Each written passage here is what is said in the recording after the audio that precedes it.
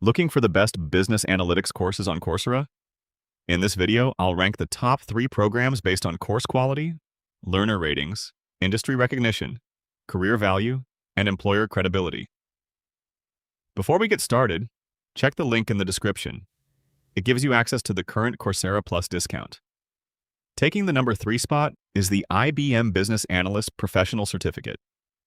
It focuses on business analysis, process improvement, stakeholder communication, business analytics, and AI-assisted workflows.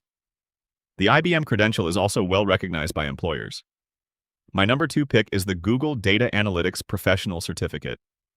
While it's focused on data analytics, it builds many of the same skills used in business analytics.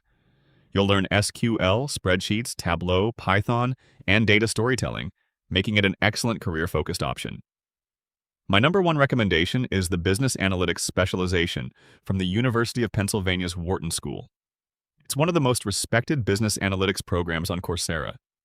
You'll learn customer analytics, marketing analytics, financial analysis, people analytics, predictive analytics, and data-driven decision-making.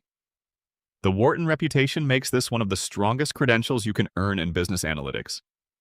If you're serious about building business analytics skills, buying these programs individually can become expensive. That's why Coursera Plus offers much better value. It gives you access to over 10,000 eligible courses, professional certificates, and specializations from Google, IBM, Microsoft, Wharton, and many other leading universities. Right now, the annual Coursera Plus plan is 40% off, reducing the price from $399 to $239 for a limited time. If you're not planning to earn multiple certificates this year, it's a much better investment than purchasing courses one at a time. Check the discounted Coursera Plus link in the description before the offer ends. If you found this ranking helpful, like, subscribe, and I'll see you in the next one.